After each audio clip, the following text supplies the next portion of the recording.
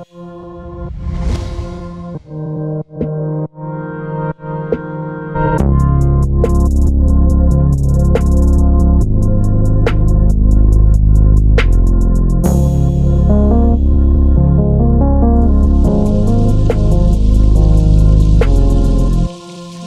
we have Gemma Vasquez right here in the red chair. Hey guys. You may know her. Gemma, what do you do? I'm a lawyer. I focus mainly on construction law, but I do a whole bunch of other things in my free time.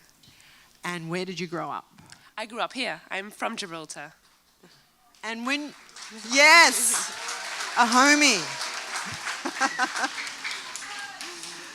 And when you were the age of these guys, what was your favourite memory from school?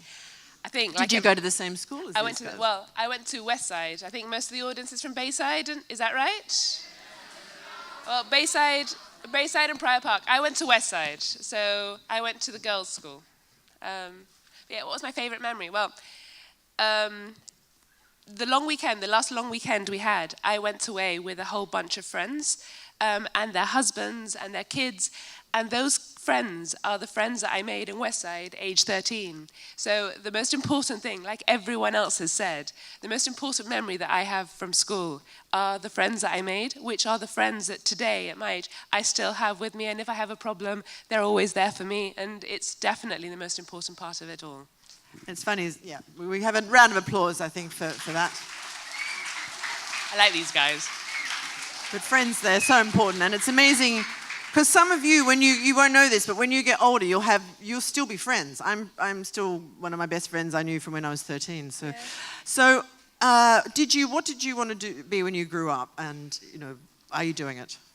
I think age 13, I didn't have a clue. I think around about that time, maybe 14, 15, I really wanted to be a doctor. I really, really wanted to be a pediatrician, so a doctor for children. And then age 15, Bayside and Westside, and I think some of the other schools as well, send you on a placement to wherever you want to go. So in my placement, they sent me to Hassan's, the law firm that I work in today. And I was taken under the wing of one of the lawyers there, and he persuaded me that that law was a fascinating subject. And lo and behold, so many years later, I did become a lawyer, and I'm working at Hassan's. Well, lo and behold, we're going to send you out there to tell us a bit more about your story. So can we give Gemma Vasquez another big round of applause? Thank you very much.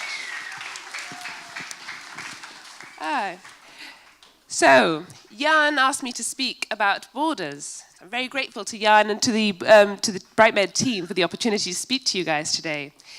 So, when I think of borders, two issues come to my mind. So, as a Gibraltarian, there is always the border with Spain. So that's border number one.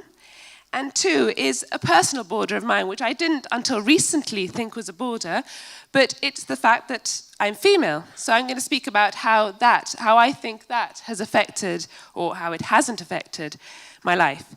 So let me tell you a bit about myself. As I've told you, as Jane has told you, my name is Gemma Vasquez.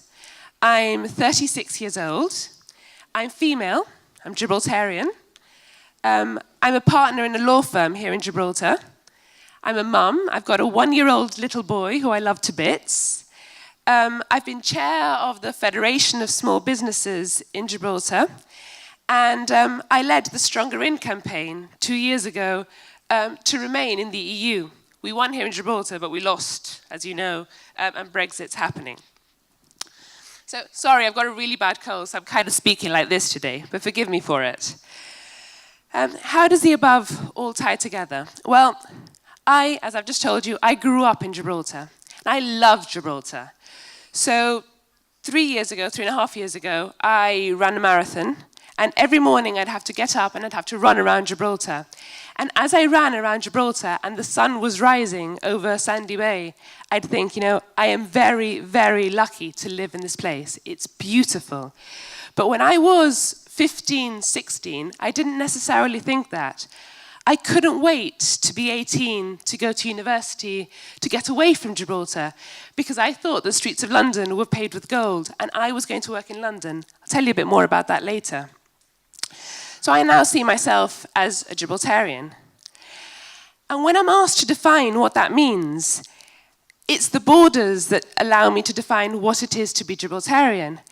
Because when people ask me, oh, what is it? Are you Spanish? I say, no, I'm not Spanish. And they say, are you English? And I say, no, I'm not English. I am Gibraltarian. So I've grown up in this little place. It's a little rock at the border of the Mediterranean.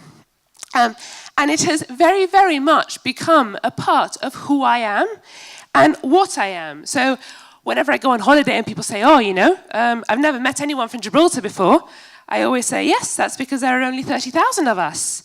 And then I launch into an explanation about Gibraltar. So whilst I don't like the fact that there is a border, or that there are borders are part of what defines me, and that's very important.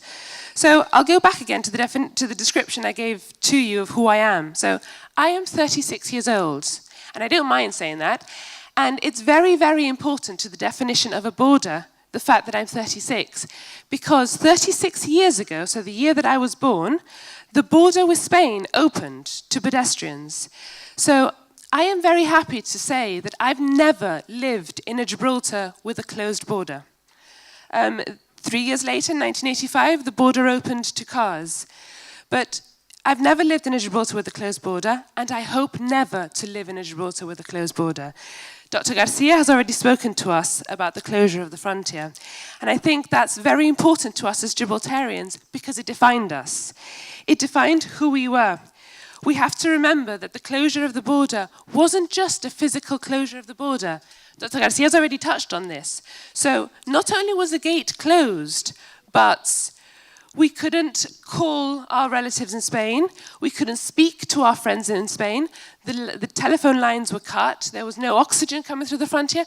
So it was a physical closure, a cessation of relationships between two cities. So if I lived today in that era, I would have had to go down to the frontier fence with my 1-year-old son and hold him up so that my friends on the other side of the border could see him, right? Note what I say, so that my friends on the other side of the border could see him. I have friends on the other side of the border. I have family. It's a human issue that we're talking about.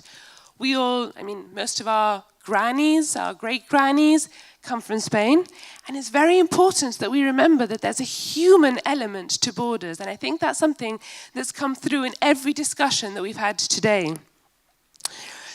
So, fast forward to 2016, and as I've said, there was an EU referendum, and I led the Stronger In campaign, and as you know, Gibraltar voted 96% to remain in the EU. And everyone always says, I got 96%. Alex Salmond, the Prime Minister of Scotland, or the ex-Prime Minister of Scotland, was here a couple of weeks ago, and he said, why do you think that Gibraltar voted that way to stay in the EU? And I said, well, because we were so worried about the repercussions with Spain. Exactly what we were worried about happened. We had the Spanish foreign minister saying, that he was going to make life difficult for Gibraltar. Thankfully, things are calming down, things are becoming more sensible. But what the Spanish Prime Minister and what central government in Spain forgets often is that what we're dealing with is people and their lives. There are 13,000 people that cross the border into Gibraltar every day. 13,000 families that depend on Gibraltar to feed their families, to work, If you make life difficult for those families, you are making life difficult for the very people that you are supposed to be helping as a government. So, in Gibraltar, what we have to do always is reach through those borders and try and connect with the people on the other side, remembering always that there's a human story on the other side of the border. You'll remember that during the referendum campaign, David Cameron was going to come to Gibraltar. So David Cameron actually came to Gibraltar, but campaigning was suspended on that day because a British MP was murdered in the UK on that day. Her name was Jo Cox. And Jo Cox said one thing that has already been said this morning, but it's very, very important, so I'm going to repeat it. We have far more in common than the things which divide us, and we really need to take that message home. So, that's the first issue I think of when I think of borders. So the second issue that I think of when I think of the word border is a border, the ceiling that they call it, of females progressing. Now, as I've told you, I'm a partner in a law firm here in Gibraltar. And I've never, ever thought that being female was a barrier to my progression. I really didn't think so. So when I was 18, I went off to the UK to study. I went off to study in Oxford, and in my year there was 52% females and 48% males. And I thought, that's it. Females have made it. We're equal. We're now on an equal footing. So I finished my degree. I did my LPC. And I then went on to work in the City of London. So I've told you that was my dream, that was my goal. I wanted to leave Gibraltar and go work in the City of London. So in my law firm, there were 75 trainees taken on the same year as me.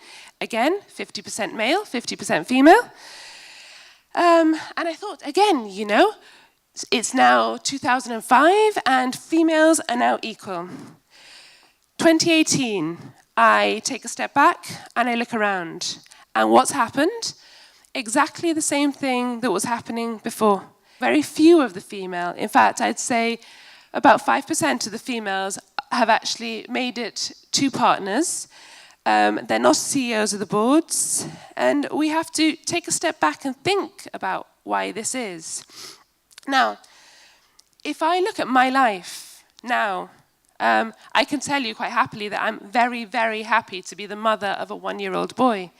But I can also tell you that being the mother of a 1-year-old boy and trying to balance a career is very, very difficult.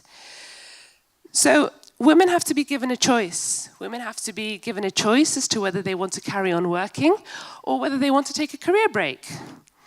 And it's fundamental that women are given the choice and that they're supported in making these choices. So I see most of the guys in the audience are probably rolling their eyes now and thinking, here we go.